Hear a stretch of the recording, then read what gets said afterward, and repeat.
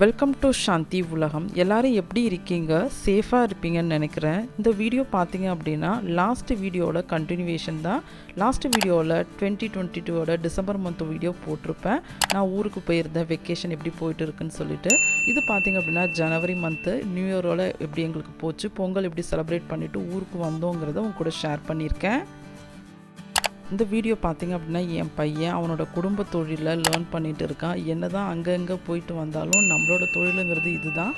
அது அவன் வாய்ப்பு கிடச்சிச்சு, அதை கற்றுக்கிட்டு இருக்கான். சூப்பராக செஞ்சான். நெக்ஸ்ட்டு பார்த்திங்க அப்படின்னா நாங்கள் கோயிலுக்கு போகலான்னு பிளான் பண்ணிவிட்டு காரெல்லாம் எடுத்து க்ளீன் பண்ணிகிட்டு இருந்தோம். அப்போ பார்த்திங்க அப்படின்னா ஒரு ஆடு கூட்டமே வந்துச்சு. அதில் பார்த்திங்கன்னா ஒரு குட்டி ஆடு மட்டும் தப்பிச்சுட்டு வீட்டுக்குள்ளே பூந்துருச்சு. அவங்க மற்ற கூட்டம்லாம் போயிடுச்சு. அது கத்த ஆரம்பிச்சிருச்சு.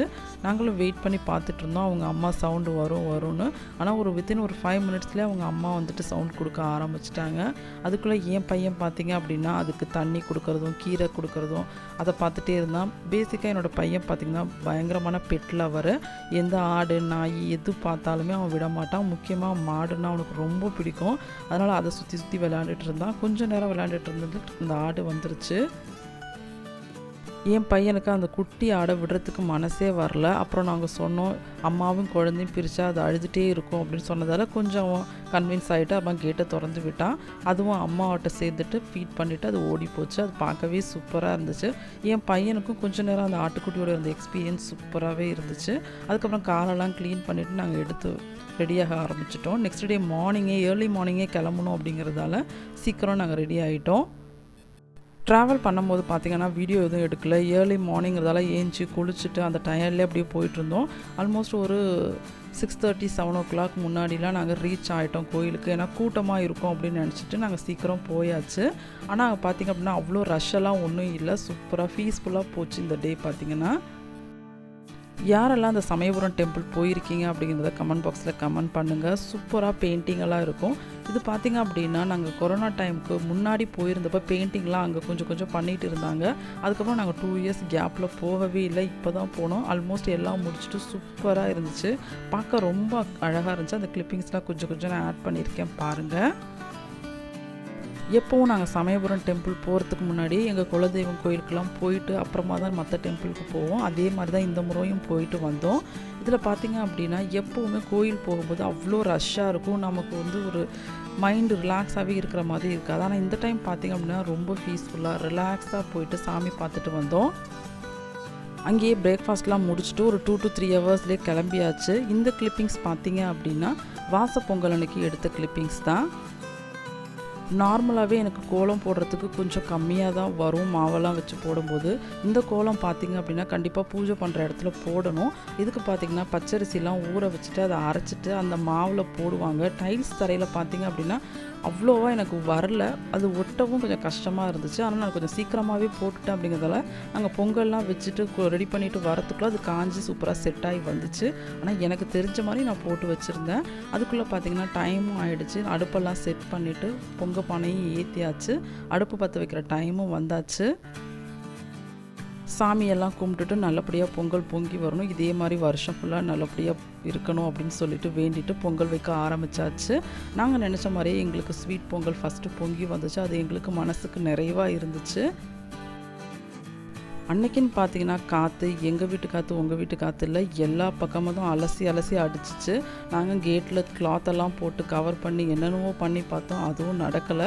ஒரு 1/2 hourலேருந்து 1 hour நடக்க வேண்டிய பொங்கல் பொங்கி வர்றது எங்களுக்கு 2 hours வரைக்குமே இழுத்து அடிச்சிருச்சு. ஏன்னா நமக்கு தீ அடங்கி வராமல் எல்லா பக்கமும் இருந்தால நமக்கு டக்குன்னு நடக்காமல் இருந்துச்சு. எனிவே கொஞ்சம் லேட்டானாலும் நாங்கள் செஞ்சு முடிச்சாச்சு.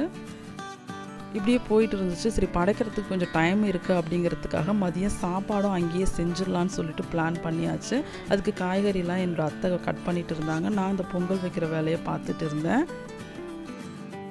இன்றைக்கின்னு பார்த்தீங்கன்னா சாப்பாடெலாம் ரொம்பலாம் கிடையாது. இந்த பொங்கல் வச்சுட்டு நாட்டுக்காய் வச்சு ஒரு சாம்பாரும் ஒரு நாட்டுக்காய் வச்சுட்டு பொரியல் பண்ணுவோம். அப்போ அந்த பூசணிக்காய் வச்சு பொரியல் பண்ணுவாங்க. அவ்வளோதான். ரொம்ப ஹெவியான லஞ்செல்லாம் கிடையாது. அதனால் நம்ம சிம்பிளானது அப்படிங்கும்போது இதிலே வச்சிடலான்னு சொல்லி பிளான் பண்ணியாச்சு. இந்த பொங்கல்லே பார்த்தீங்க அப்படின்னா ஒரு பொங்கல் மட்டும்தான் நாங்கள் வாசலில் வச்சு படைப்போம். இன்னொரு பொங்கல் பார்த்தீங்க அப்படின்னா சாமி ரூமில் வச்சுட்டு அப்புறமா படைக்குவோம். ஒன்று பார்த்தீங்கன்னா வெண்பொங்கலை வந்து இந்த பூசணி இலையில் வச்சு படைக்கணும்னு சொல்லிட்டு என்னோடய இல்லா சொன்னாங்களாம். அதனால் அவங்களோட சஜஷன் படியே நாங்கள் அந்த மாதிரி செஞ்சோம். அதுவும் எங்களுக்கு இலையும் கிடச்சிச்சு. அதையும் சூப்பராக செஞ்சுட்டு அப்புறம் ஸ்வீட் பொங்கலை வீட்டில் இருக்க சாமிக்கு படைச்சிட்டு அப்புறமா நாங்கள் சாப்பிட ஆரம்பித்தோம். எங்களோட ஃபஸ்ட்டு டே பொங்கல் இப்படி தான் இருக்கும். நெக்ஸ்ட் டே தான் எங்களுக்கு ஹெவியாக லஞ்செல்லாம் ப்ரிப்பேர் பண்ணி வீட்டு சாமிலாம் கும்பிடுவோம். அது கொஞ்சம் எக்ஸ்ட்ரா வேலை இருக்கிற மாதிரி இருக்கும். மற்றபடி பார்த்திங்க அப்படின்னா பொங்கல் எங்களுக்கு இப்படி தான் போயிட்டு இருந்துச்சு. ஆரம்பத்தில் சொன்னேன்னா காயெல்லாம் இங்கேயே ரெடி பண்ணியாச்சு. ஒரு அவரைக்காய் பொரியலும் எல்லா காயும் போட்டுட்டு சாம்பார் ஒன்றும் ரெடி பண்ணியாச்சு. டைம் இருந்துச்சு அப்படிங்கிறதால நடுவில் ஃபோன் கால்லாம் பேசிட்டு அப்படியே போச்சு. பொங்கல் பார்த்திங்க அப்படின்னா இப்படி தான் ரெடி பண்ணி பொங்கி வந்துச்சு. இதை இனிமேல் எடுத்து வச்சுட்டு சாமிக்கு படைக்க வேண்டியதான். வெண் பொங்கலும் காமிக்கிறேன் பாருங்கள் எந்த அளவுக்கு ரெடி பண்ணியிருக்கேன்னு சொல்லிட்டு. இதெல்லாம் செய்கிறதுக்கு முன்னாடி அடுப்பு முன்னாடி ஒரு கோலம் போடலான்னு சொல்லிட்டு ரெடி பண்ணேன். எனக்கு தெரிஞ்ச மாதிரி கோலம் போடலான்னா ஏதோ சொதப்பிட்டு கரும்பெல்லாம் போட்டு ரெடி பண்ணினேன். இப்படி தான் வந்துச்சு. என் பையன் பார்த்து இது கரும்பா அப்படிங்கிற அளவுக்கு ஆயிடுச்சு.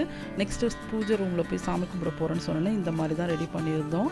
வெண் பொங்கல் வைக்க தேவையில்லை, ஸ்வீட் பொங்கலை மட்டும் வச்சுட்டு படைச்சா போதும். அது கூடவே பார்த்திங்க அப்படின்னா நாட்டுக்காய் வச்சு காய்கறிலாம் வச்சு சமைச்சிருந்தோம்ல அதெல்லாம் வச்சு படைக்க போகிறோம். என் மாமனார் தான் வந்து பூஜை பண்ணிட்டு இருந்தாங்க. பூஜை பண்ணிவிட்டு காக்காவுக்குலாம் வச்சுட்டு நாங்கள் சாப்பிட ஆரம்பிச்சிட்டோம். இனி நெக்ஸ்ட் டே என்ன மாதிரி செய்கிறோங்கிறத காமிக்கிறேன். நெக்ஸ்ட் டே பார்த்தீங்க அப்படின்னா இந்த மாதிரி தான் பூஜை ரூம்லாம் அரேஞ்ச் பண்ணிவிட்டு சாப்பாடெலாம் கொண்டு வந்து வச்சாச்சு.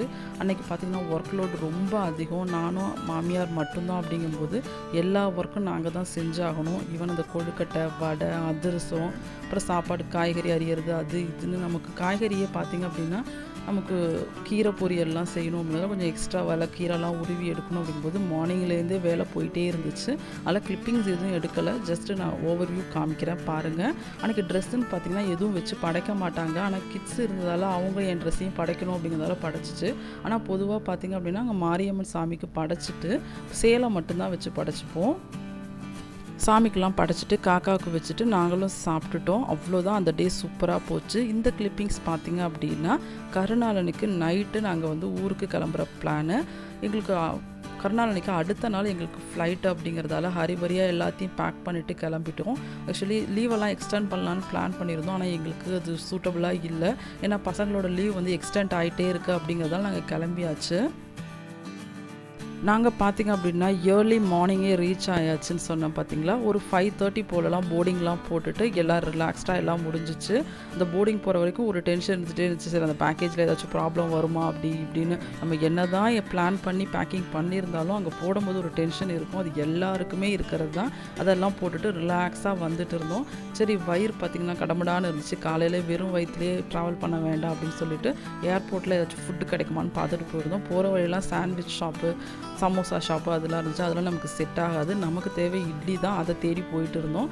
போகிற வழியில் பார்த்திங்கன்னா சூப்பராக இருந்துச்சு இந்த கடலாம். அதை சரி ஒரு கிளிப்பிங்ஸ் எடுத்துக்கலாம் அப்படின்னு சொல்லிட்டு அதை வீடியோ எடுத்துகிட்டே போயிட்டு இருந்தேன்.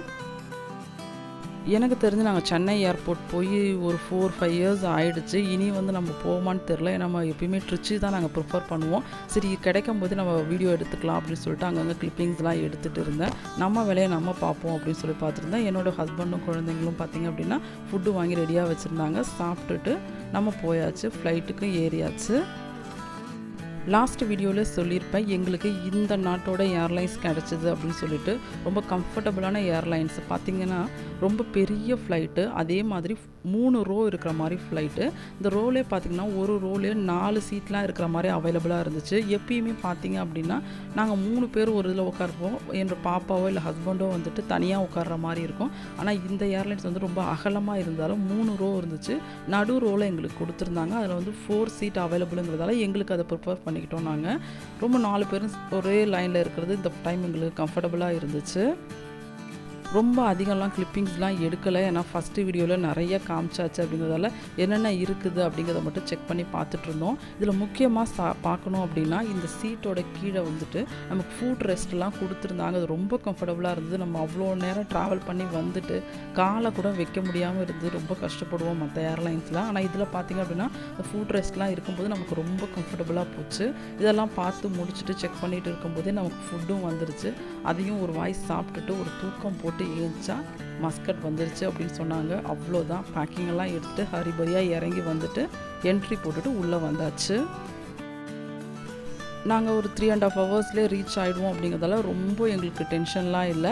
ரிலாக்ஸாக ஒரு தூக்கம் போட்டதுமே ரீச் ஆகிட்டு, அப்புறம் பார்த்திங்க அப்படின்னா நம்ம ஊரில் ஆதார் கார்டு எப்படி இருக்குமோ அதே மாதிரி இங்கேயும் ஒரு ரெசிடென்ட் கார்டு கொடுப்பாங்க. அதை வந்து நம்ம என்ட்ரி போட்டுட்டு இப்போ வந்துடலாம். நானும் என் பாப்பாவும் ஃபஸ்ட்டு வந்தாச்சு. என் பையன் குட்டி பையன் அப்படிங்கிறதால அவனுக்கு வந்து சீலெல்லாம் அடிச்சுட்டு தான் அனுப்புவாங்க. அதனால் அவங்க அதுக்கு வெயிட் பண்ணிகிட்டு இருந்தாங்க. அவங்க வர வரைக்கும் நம்ம சின்னதாக ஒரு ஓவர்வியூ வீடியோ எடுக்கலான்னு சொல்லிட்டு, இது வந்து மஸ்கட் இன்டர்நேஷ்னல் ஏர்போர்ட் தான். எவ்வளோ சூப்பராக மெயின்டைன் பண்ணுறாங்க பாருங்கள். நாங்கள் வந்தது பார்த்திங்க அப்படின்னா வெனஸ்டே வந்தாச்சு. தேர்ஸ்டே வந்து கிட்ஸை ஸ்கூலுக்கு அனுப்பலை. அப்புறம் ஃப்ரைடே சாட்டர்டேவும் வீட்டில் தான் இருந்தாங்க. சண்டே தான் போனாங்க. போகும்போது கிட்ஸ் சொன்னாங்க டீச்சர்ஸ்க்கு ஏதாச்சும் ஸ்நாக்ஸ் கொடுங்கன்னு சொல்லிட்டு அதெல்லாம் பேக் பண்ணி கொடுத்துட்டு ரெகுலர் நம்ம வேலையை செய்ய ஸ்டார்ட் பண்ணியாச்சு. இங்கே பார்த்திங்கன்னா நாங்கள் வந்த டைமில் கொஞ்சம் மழை சாரல்லாம் இருந்துச்சு.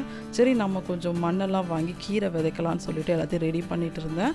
ஆல்மோஸ்ட் போட்டு கொஞ்சம் வளர்ந்தெல்லாம் வந்துடுச்சு. இது போடும்போது எடுத்த வீடியோ கிளிப்பிங்ஸ் தான். நான் வளர்ந்ததும் அது எப்படி சூப்பராக இருக்குன்னு சொல்லிட்டு நெக்ஸ்ட் வீடியோவில் கண்டிப்பாக அவங்க கூட ஷேர் பண்ணுறேன். இந்த டைமில் நம்ம கீரைலாம் வளர்த்து சாப்பிட்டா தான் இன்னும் ஒரு 2-3 மந்த்ஸ் போச்சு அப்படின்னா அடிக்கிற வெயிலில் நம்மளே கருகிடுவோம். கீரைலாம் சொல்லவே தேவையில்லை. செடி எங்கே இருக்குன்னு கூட தெரியாது, அந்தளவுக்கு போயிடும். அவ்வளோதான். இந்த வீடியோ வந்து ரொம்ப போர் அடிக்க விரும்பலை. வீடியோ இதோட முடிச்சுக்கலாம். நெக்ஸ்ட்டு சூப்பரான வீடியோவில் உங்களை மீட் பண்ணுறேன். எங்களோட இந்த பொங்கல் செலிப்ரேஷன் ட்ரிப்பெல்லாம் உங்களுக்கு பிடிச்சிருந்துச்சு அப்படின்னா என்னோடய வீடியோக்கு ஒரு லைக் பண்ணிவிட்டு சப்போர்ட் பண்ணுங்கள். என்னோடய சேனலை சப்ஸ்கிரைப் பண்ணாதவங்க சப்ஸ்கிரைப் பண்ணிக்கோங்க. தேங்க்ஸ் ஃபார் வாட்சிங்.